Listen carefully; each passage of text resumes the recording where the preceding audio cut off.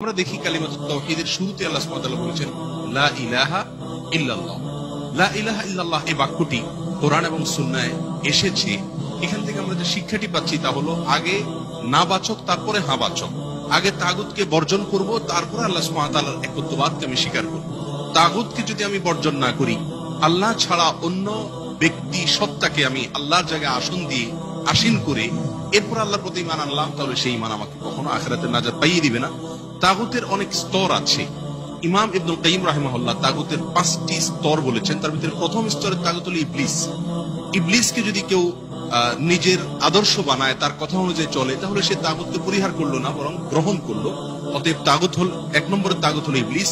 দ্বিতীয় তাগুত হলেন সেই ব্যক্তি যাকে অন্যরা পূজা করে, অন্যরা তাকে আল্লাহর মতো করে মানে, মাবুদের মতো জায়গা দেয় এবং তাতে তিনি সন্তুষ্ট। তৃতীয়ত হলেন ওই ব্যক্তি যিনি ইলমুল গায়বের দাবি করেন, অদৃশ্যের জ্ঞান আছে এরকম দাবি করেন তিনি নিজেকে। নাম্বার 4 ওই ব্যক্তি যিনি নিজের উপাসনার প্রতি, নিজের গোলামি করার প্রতি মানুষকে আহ্বান করে এবং আল্লাহর জায়গায় তিনি নিজেকে শরীক সাব্যস্ত করেন। এবং পঞ্চমত 5 নম্বর ওই ব্যক্তি যে ব্যক্তি আল্লাহ সুবহানাহু ওয়া তাআলা যা নাজিল করেছেন সে অনুযায়ী ফয়সালা না করে, বরং মন গড়া কোনো বিধান দিয়ে ফয়সালা করে। এই তাগুতগুলোকে বর্জন করা হলো তাগুতের সবচেয়ে মৌলিক পয়েন্ট। কিন্তু কমন ভাবে আমরা আমাদের দর্শকদেরকে বলে রাখতে চাই, আল্লাহর যে মর্যাদা, আল্লাহর যে মাকাম, সেই মাকামে কোন ব্যক্তি বস্তুকে স্থান দেওয়া যাবে না। সবগুলোকে পরিহার করে শুধুমাত্র আল্লাহর প্রতি ঈমান আনতে হবে।